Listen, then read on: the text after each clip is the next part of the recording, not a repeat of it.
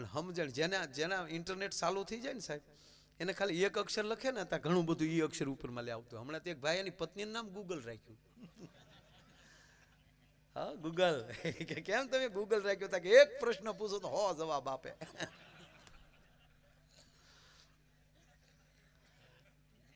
અરે 2 જણા હોસ્પિટલ આવ્યા તે ડોક્ટરે પૂછ્યું શું થાય? તા કે મારા હાઠુભાઈ થાય. એલા તમારા બેના સંબંધનું નથી પૂછતું, અંદર શું થાય એ પૂછે. આ અમુક ગજબ હોય, ગજબ. હા એક ભાઈ ડોક્ટરે પૂછ્યું આજ હું ખાધું તું? તા કે 1-2 બગાહાન બાકી વળ.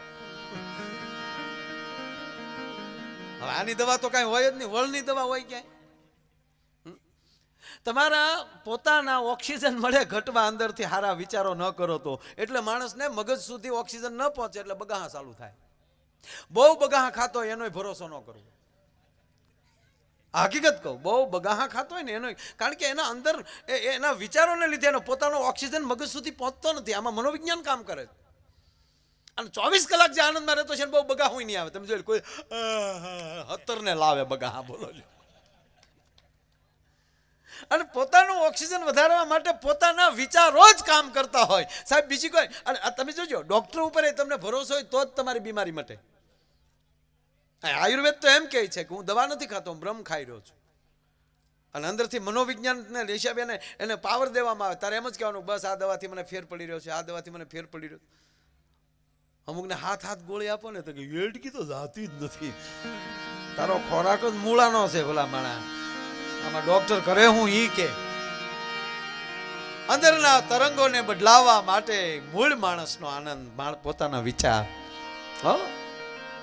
હું ઘણીવાર પ્રોગ્રામમાં એમ કહું ને માણસે 24 કલાક મોજમાં રહેવું, તો ઘણા એમ કે 24 કલાક મોજમાં એટલે સુવાનું જ નહીં. સૂતો હોય તો લહેર આવે, સૂતો હોય ને પોતે તો એની બાજુમાં બેહવાની લહેર આવે કે હું તો મોજથી એમ.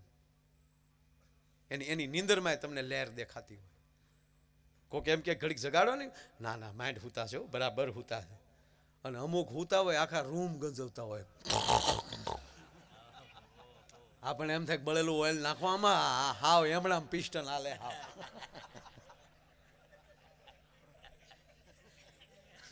આવી ભણીએ ખોડુભાઈ,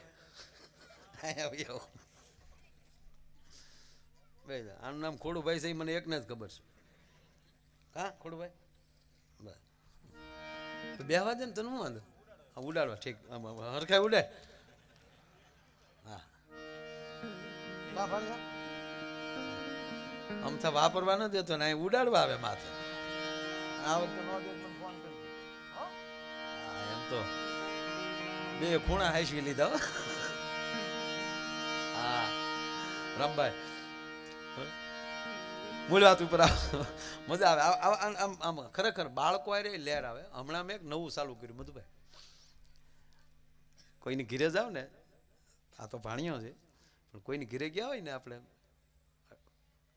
જેને આપણે બહુ ઓછા ઓળખતા હોય ટૂંકમાં, એને ઘીરે જઈને અવડું છોકરું હોય ને એટલે હું જીતી જાઉં. એ છોકરા પાસે હું નિર્ણય લઈ લઉં કે અહીંયા ચા પીવા ખોટી થવાય ભાગી જવાય. તમારી ગેરહાજરીમાં એ પરિવારમાં તમને કેવા નામથી બોલાવે એ છોકરાને ખબર હોય. એ તો મોઢે કે આવા આવો મધુભાઈ, આવા આવો મધુભાઈ, પણ પછી ગયા પછી હું કહે ને એટલે હું છોકરાને ખોળામાં બેહાડું કે ભાઈ બેટા હું નામ તારું? હતા મારું નામ ફલાણું. મને ઓળખજો? આપણે કે હા ઓળખું ને, હું નામ છે મારું? એટલે ઈ પોલ સુધી કરી નાખે. પછી આપણે પૂછીએ હું નામ મારું? હતા કે જો એમ કે માયાભાઈ કહેવાનું, સાપીઓ ખોટી થવાય. વેમમાં રહેવું જ નહીં, બધે માયાભાઈ છે એમ, બધી માયાભાઈને ખબર હોય. હા મને છોકરાને બેહાડું એમ કે હવે માયાભાઈ તો સાપીઓ ખોટી, જમવાય ખોટી થવાય. ખબર છે માયો કલાકાર છે, નીકળી જવાય. વેમમાં રહેવાય જ નહીં સાહેબ. ખરેખર પણ મેં કીધું એમ કે સરળતાથી જે માણસ હાલ્યો જતો હોય એના જીવનના પ્રવાહમાં, નહીતર એક છોકરાને સાહેબે પૂછ્યું કે તારા બાપા 2 લાખ રૂપિયા બોડકીમાંથી લઈ આવે, 2 વર્ષ પછી 2% દરે ગણિતનો છોકરો બહુ હોશિયાર હતો, એટલે ગણિત બહુ જાણતો હતો. એટલે શિક્ષકે પૂછ્યું, તારું ગણિત બહુ સારું છે બેટા, 100 માંથી 100 માર્ક લાવે તું, તો એક દાખલો આપું, 2 લાખ રૂપિયા લઈ આવે 2% દરે, તો 2 વર્ષ પછી એટલે 24 મહિના, હા પછી મારું ગણિત કાચું છે, 24 મહિનાના વ્યાજ સાથે તારા બાપુજી કેટલા પરત આપે? ઓલો કે 1 રૂપિયો મારા બાપા નો આપે. તાકે કેમ ગણિત નથી જાણતો? ગણિત તો જાણું છું, પણ તમે મારા બાપાને નથી જાણતા. એને લીધા એના દીધા જ નથી.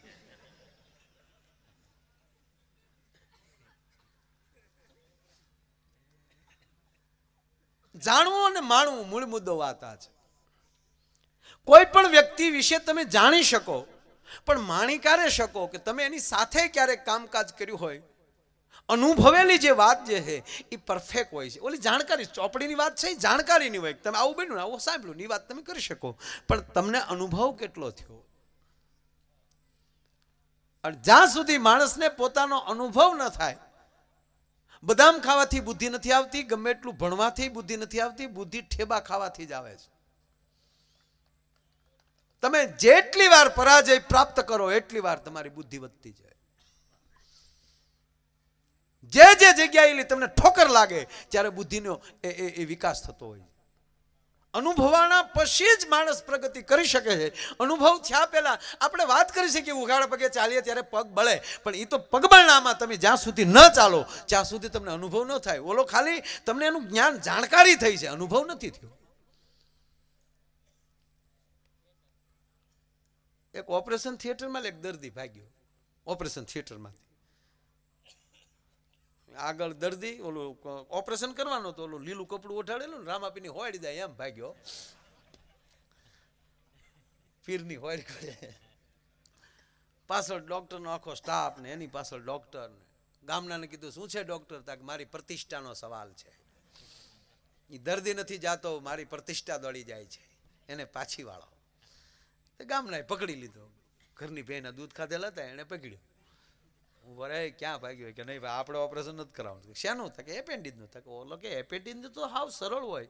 થાય કે એ તો ઓપરેશન થિયેટરમાં વાત થતી હતી, ન્યાય એવું જ કીધું સરળ જ હોય. તો હું કામ ભાગ્યો? થાય કે એ તો નર્સ બેન ડોક્ટરને કહેતા હતા સાહેબ ચિંતા કરવાની ન હોય, આ ઓપરેશન તો સરળ હોય. એ કે જે ડોક્ટરને નશો સલાહ દેતી હોય ડોક્ટરમાં હોય કાંઈ?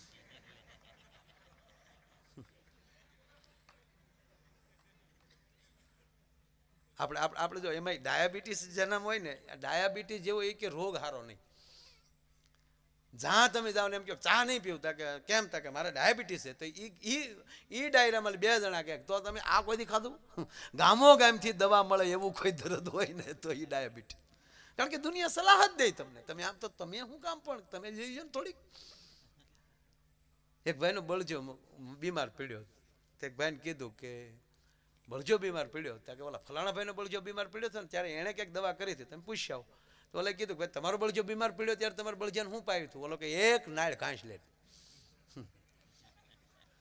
તો ઓલે આવીને 1 નાળ ઘાસલેટ પાયું તો બળજો મરી ગયો. ઓલો ન્યા ગયો એટલે ત્યાં કીધું ને પાયો મારો બળજો મરી ગયો. ઓલો કે મારો મરી ગયો તો પણ પછી તું સાંભળવા ખોટી થતો થાય ને, તારે પૂછવું જો ને મટી ગયું તું એમ. મારે વયો જ ગયો મેં ત્યાં પૂછ્યું હું ભાઈ મેં અપાયું. અને એમાંય તમે જો આપણે હવે તો ભગવાનની ખૂબ દયા છે. કૃષ્ણએ સુખના ખટારા 18 વરણ ઉપર ઠલવી નાખ્યા ભાઈ. નહીતર પેલા જો આમ તાણીમાં જાનું જાતી હો, જેને જાનમાં જવાનું 2 દી પહેલા તો લુગડા ધોઈને પહેરી લીધા, 2 દી પહેલા.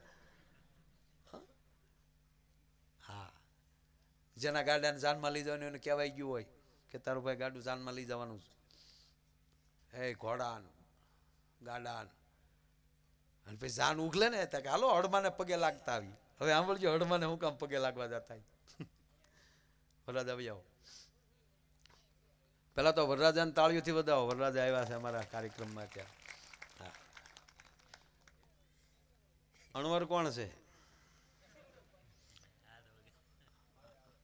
લે અણવરને કહેજો કાંઈ સોફો નાખી દે, માથે રજાઈ નાખી દે, 2 દી ભેગા બેહો, 2 ભેગા. હા, ટેસડો મારો.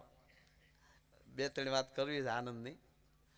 હનુમાન દાદા એમ કે જાન ઉઘલી તો હાલો હડમાને પગે લાગતા આવી. પછી આપણે ખબર પડતી કે હડમાને હું કામ પગે લાગવા જતા. ગામે તેલ સળીને ખાડો પડ્યો ને તેલનો, એમાં હાથ પડે, હે હનુમાન દાદા હવના હારા વાલા કરજે, મારા બાપ હે હનુમાન ભેરે રહેજે, મારા વાલા જય બોલો.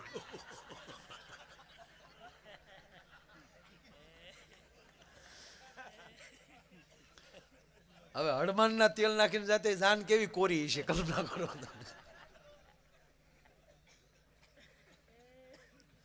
અને પાછો તમે જો સમાસમાના ગીત હતા, જાન ઉઘલતી એના ગીત નોખા હતા. જાન આમ વગડામાં હાલી જતી હોય, ગાડા હરીફાઈએ ચડ્યા હોય, ગાડાના ઠાઠિયા આપણી જેવા ઠાઠિયું પકડીને બેઠા હોય, કરે તો ઠાઠિયા હોતા નીકળી જાય. આમાં એવાય બેઠા હશે કે ઠાઠિયા હોતા નીકળ્યા છે. આ એક આનંદ હતો. 5 મિનિટ જ ખબર પડતી કોકનો છોકરો પડી ગયો, અને છોકરો બળજાના પગમાં નીકળી જતો. સાહેબ શિફ્ટી નો આવતી. કેટલા આપણા જીવન ખુલ્લા છે. હે રખોપા રામ કરતો હતો. અને પાછા એ હરીફાઈ થતી હોય, રોદામાં ગાડામાં ધધડતા જતા હોય, એમ કે રોદાની અંદર ગાડા આખા, અને એ ગીતની સાથે જે રોદા આવતા ને રોદાની સાથે જે ગળાના વાઇબ્રેશન આવતા ને એમાં લીધે સ્વર નીકળતો હતો. સાહેબ 200 રૂપિયાની ઘંટડીયું કોઈક વગાડતો એને જે રૂપાળું લાગે ને એવા ગળા રૂપાળા એમ કહેવાય ગીત ગવાતા હતા. એ વખતનો વગડો ભાગશાળી કે આવી માવુના હાથ ગળાના ગીત સાંભળવા મળ્યા. કેવો આખો માહોલ. અને એ જાનના ગીત ઉપરની ખબર પડી જતી કે આ કોની જાન છે, ક્યાં વરણની જાન છે, ક્યાં ગામથી નીકળીને ક્યાં ગામ ભણવા જાય છે, અને જાનમાં કેવા કેવા મહેમાનો છે. એ ગીતમાં, એ વગડાના ગીતમાં ખબર પડી જતી.